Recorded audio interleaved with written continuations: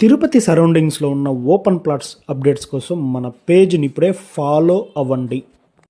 East facing plot Tirupati Tondavada లొకేషన్లో వస్తుంది. 15 వెడల్పు 60 పొడవు 25 అంకణాలు గల ప్లాట్ అండి.